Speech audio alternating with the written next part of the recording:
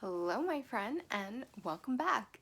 Today, I would like to do a card pull and see what kind of message the universe has for us today.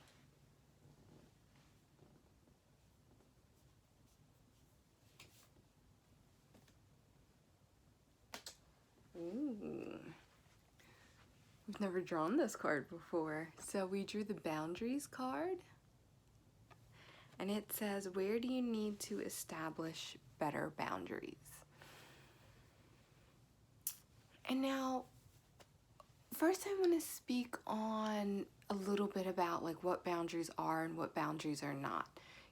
Boundaries are, we can have energetic boundaries where we set our energy and, give them clear, concise boundaries, our energetic field. And then that there are also like kind of like, let's call them 3D boundaries, when you don't let someone speak to you in a certain way, or you draw the line of what you will do for someone, or what they will do for you or they won't do for you, or the way you will be treated. There are a lot of different boundaries in life, and they are all important. And going to energetic boundaries, so for example, I am empathic, and it was life-changing for me to set energetic boundaries. And because I think that being empathic can be looked at in a few different ways. Sometimes it's not shown in the best light. They think like, people think like, oh, I'm empathic and I can't be around people and I absorb all of this energy, and it makes it really difficult to move through daily life. And it can be difficult to move through daily life when you are empathic if you do not have clear boundaries, because what those boundaries do is the boundaries are just like, okay, this is where my energy ends and all the other energy begins. Now, I can see that other energy and I can observe that other energy, but I don't have to absorb it and I don't have to match it. I don't have to take on other people's energy as my own. And, because before I learned about energetic boundaries, a lot of empathic people were talking about, asking, like, when you're feeling angry, like, is this my anger or is this someone else's anger? Or, is this my sadness or is this someone else's sadness? And honestly, that didn't work too well for me, because it felt like a place of compassion. And now it could be just like my sensitivity. It's not like I was just like walking by some random stranger and then if they were mad, I became mad. It wasn't like that for me, and I'm sure it could be like that for some people, but it just wasn't like that for me. And more of what was happening for me is it was just like I would feel drained, or I would feel like crazy inside if I was around big groups. But as far as taking on other people's emotions, it was just like people always want to unload to me, and that's just the way it felt. It just felt like people were just unloading their emotional baggage onto me, in combination with them telling me their story and me just feeling so much compassion for their story and just having their story stay with me. I wasn't able to just hear someone's story and then drop it and turn around and walk away. It was staying with me and therefore affecting my emotions. And now that does still happen, but it just happens at a lesser degree, and I am just more aware of what is happening. And because I don't want to say like, oh, since I started setting boundaries, I don't have compassion for people or hearing their stories, or people don't want to unload onto me, because it still does happen. Because I think that when you are empathic, there's a part of you that is a really good listener, because I think part of what made you empathic made you have to be a good listener, to be aware of your surroundings. And So that was my story about like emotional, energetic things. And now one of the biggest things was I would feel drained after being in a crowd or even going to the grocery store. And I did a whole video about shielding your energy and setting boundaries. You should go look at it if it pertains to you. But setting boundaries allowed me to do those things without feeling drained, and it allows me to be in a crowd without feeling like I'm going to explode on the inside. And now, setting boundaries is not a cure-all. Like, empathic people are very, very, very highly sensitive people, so I don't want you to think that, um, setting boundaries is going to get rid of that. You still have to harness it as your superpower, as a gift, and not a burden. But setting those boundaries helps you to move through that with a little more ease and grace and a lot less suffraging. And, you know, a lot of times you will come to see that when you start to set energetic boundaries, that the 3D boundaries, you have to set less of them, because we don't realize a lot of our person to person interaction happens energetically. It doesn't happen with the words that we speak and the actions that we take. A lot of times that interaction happens kind of under the radar, energetically. And, because if you ever wonder, like, why some people get treated so badly by a lot of people and some people don't, well, that has to do with energetic boundaries. And, when you don't have energetic boundaries and your boundaries are just fluid and you're out, it's almost like your energy can be out reaching for something. And the energy outside of you that wants to meet that isn't necessarily the best energy, isn't necessarily that service to others energy. That other energy that is reaching out to connect with you a lot of times is that service to self energy. And when you are open to that and you are, energetically searching for something, because that's what happens when you leave your boundaries open, is that, I feel like energy almost wants to reach a boundary, and it's going to keep searching until it reaches that boundary. So when you don't have that boundary, it kind of keeps going and it's surfing out and it's looking for something to connect to. And a lot of times that energy that it ends up connecting to is service to self energy, energy that is looking to feed, kind of feed off of something else, or to, connect and cling to something, but not, not connect in a good way, but connect in a needy way. And by establishing clear, concise boundaries in your energy, you are cutting yourself off from all of that.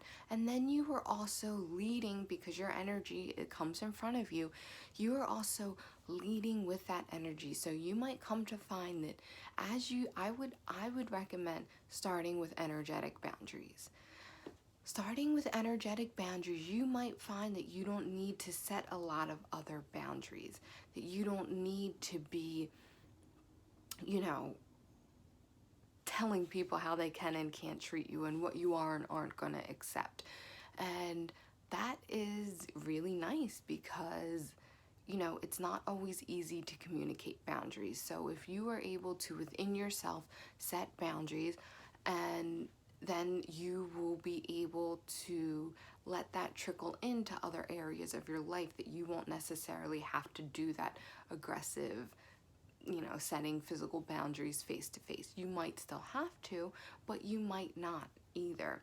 And the next place I would go is I would set energetic boundaries, but then I would also start to set boundaries for yourself.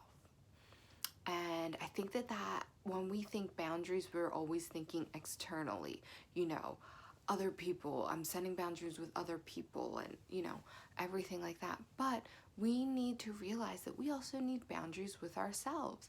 And boundaries with ourselves can look like holding true to a commitment, like holding that boundary of, okay, I said I was going to do this, I want to do this, so I'm going to do this.